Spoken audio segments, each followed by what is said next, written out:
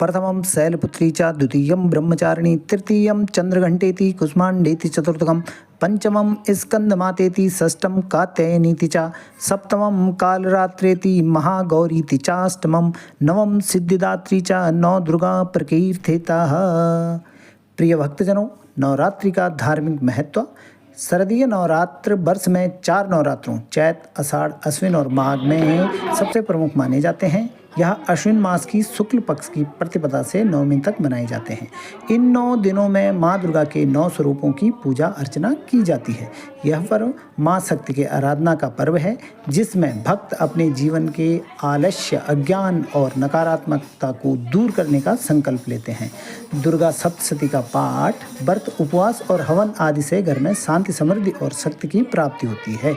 माना जाता है कि इस समय साधना और भक्ति से मनोवांछित फल की प्राप्ति होती है और माँ दुर्गा साधक की सभी बाधाओं को दूर करती है।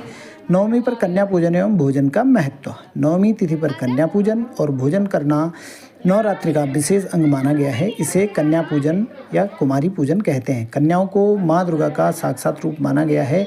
विशेषकर 2 से 10 वर्ष तक की कन्याओं को नौ दुर्गा के प्रतीक के रूप में पूजा जाता है। इस दिन कन्याओं को पूजन कर उन्हें भोजन, वस्त्र और दक्षिणा देकर सम्मानित करने से माँ दुर्गा प्रसन्न होती है। शास्त्रों में कहा गया है कि कन्या पूजन किए बिना नवरात्रि की पूजा अधूरी रहती है। भोजन में प्राय पूड़ी, हलवा और चने का प्रसाद कन्याओं को खिलाया जाता है, जिसे माँ दुर्गा को प्रिय माना गया है।